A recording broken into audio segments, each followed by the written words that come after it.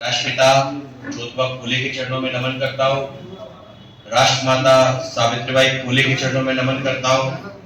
आरक्षण के जनक छत्रपति साहू जी महाराज, रामास्वामी बैरियार, संत गाड़ के बाबा, संत कबीर, तथागत गौतम बुद्ध, रविदास और जिन्होंने हम सबको जगाने का काम किया। एक हमारा नारा था कि कांसी राम तेरी नेक कमाई और तूने सुखी कौम जगाई। ऐसे मसीहा को मैं अपनी ओर से, ओबीसी महासभा की ओर से सत नमन करता हूं। दोस्तों, कांसी राम जी का व्यक्तित्व इस भारत के लिए एक प्रेरणादायक और परिवर्तन रहा, क्योंकि कांसी राम जी ने जो बाबा साहब का जो दर्शन था वो पूरी तरह से जो बाबा साहब सोचते थे भारत के लिए, वही काम को क्रियान्वयन कराने का काम साहब कांसी राम जी ने किया। जिस प्रकार से बुद्धिज्म का काम तथागत ने तो दिया, लेकिन उनको क्रियान्वयन किया तो सम्राट अशोक ने किया। उसी प्रकार से साहब कांसी राम जी ने इस समाज परिवर्तन किया, उनके द्वारा ही हुआ था। और ऐसे मसीहा, यदि देखिए देश के अंदर आज जो दिख रहा है, ये साहब कांसी राम जी की देन। मैं खुद अपने आप को कहता हूं, इस बिरादरी से हूं।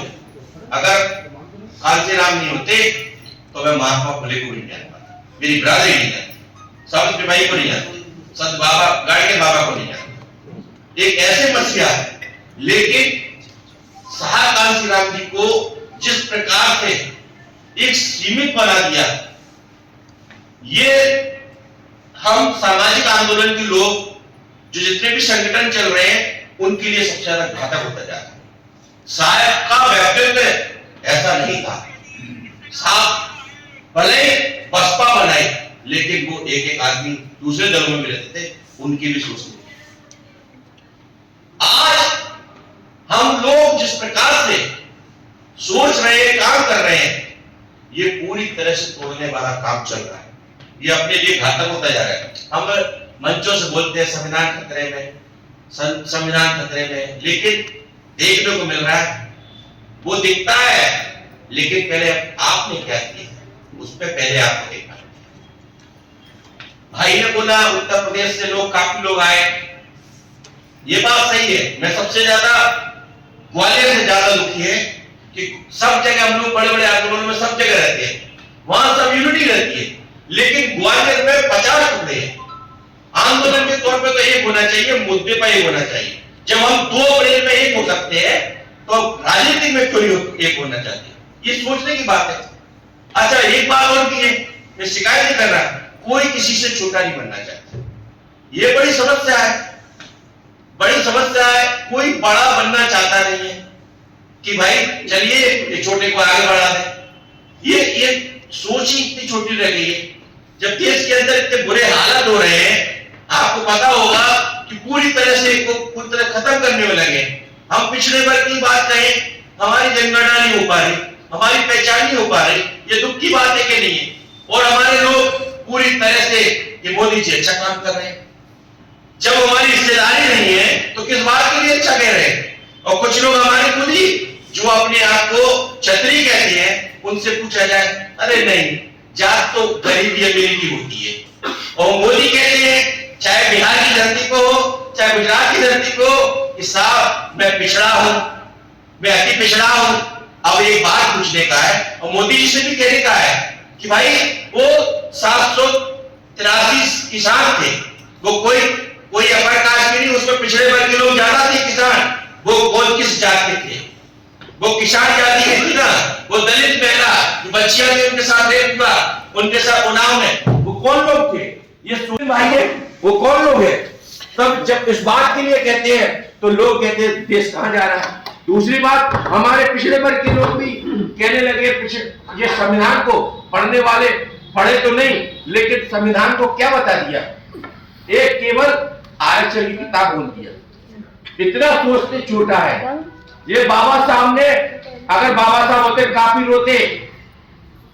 रोते इस बात के लिए कि जिस संविधान को मैंने बनाया उस संविधान को केवल आरक्षण तक सीमित किया, महिला को अधिकार दिया, सारे पुरुषों को जो उस व्यवस्था के अंदर पूरी तरह से मनुष्य को जानवर बना रखा था, आज उन्हें इंसान बना दिया बाबा साहब ने। उसके बाद आज ये स्थिति है। हमारे लोग नहीं समझ रहे इस बात के लिए, क्योंकि देश की हालत खराब हो रहे हैं। मैं तो ये बात कहूंगा, ये देखिए हमारा टारगेट पहले नंबर पे मोदी सरकार है, जो कि पूरी तरह से वो खत्म करने में लगे हुए हैं। हमें इस बार जो भी कुछ हो, छोटे दल हो, कुछ भी हो, देखिए एक बात और है, हम इस बार नहीं कर पाए, लेकिन इस बार हम हराने का काम तो कर सकते हैं, भाजपा को हराने का काम कर सकते हैं, क्योंकि ये हमारी कमियां रही। इसको हम लोकसभा चुनाव के बाद हम सब लोग बैठेंगे और तीसरे विकल्प की बात करेंगे, क्योंकि आज तीसरा विकल्प नहीं है, तभी तो हमें ये हालत हो रही है हमारी।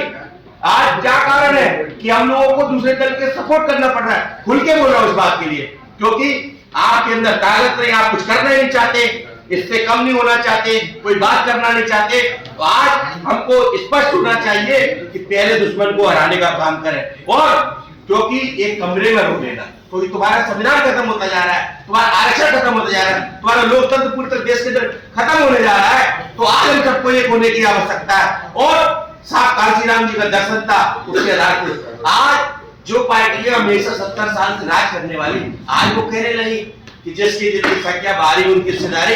ये आपका संघर्ष है। आप ये ना सोचे छोटे दल है या सामाजिक संगठन है, आपका संघर्ष सब लोग देख रहे हैं, इसके कारण ये हो रहा है। ये आज चाहे ग्वालियर की बात हो, चाहे सतना की बात हो, रीवा की बात हो, चाहे सीधी की बात हो, तमाम सारी जगह पर तुम्हारे लोगों के तरस जाते थे टिकट देने के लिए। ये तुम्हारा संघर्ष है। ये चाहे कठपुतली लेके आ गए हो, लेकिन आज नहीं तो कल आप जैसे लोग सामने बैठे, कोई लोग जाएंगे कि बाबा साहब का काम था, वही लोग करेंगे, भले ही वो मुखटे बना रखे हैं, शिवराज को बना दिया, आज मोहन यादव को लेके आ गए, लेकिन वो कभी बात नहीं करते। लेकिन आज नहीं कल हम सब लोग एक ना एक जाएगा, बाबा साहब के चिन्हों पर करके अपने लोगों को भागीदारी दिलाएगा। हम आशा करते हैं, हम जो कबीर कहते थे कि जो तिल माई तेल में चुटपक मोह तेरा साई तुझमें, हम समझते हैं अपने आप को तो करिए, और आज जब हम अपने अंदर स्टैमिना होगी, हम संघर्ष के साथ जी, आज नहीं कल। देखिए अपने लोगों पर सत्ता तो कभी नहीं रही, और रही तो थोड़े दिनों तक रही, लेकिन हताश होने की बात नहीं, जब भी होगी हमारी लाइफ टाइम के लिए होगी, तो निराश होने की आवश्यकता नहीं है।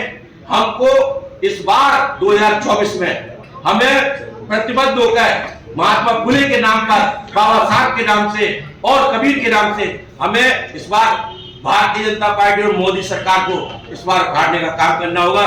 धन्यवाद। जय ज्योति, जय भीम, जय ओबीसी, जय संविधान।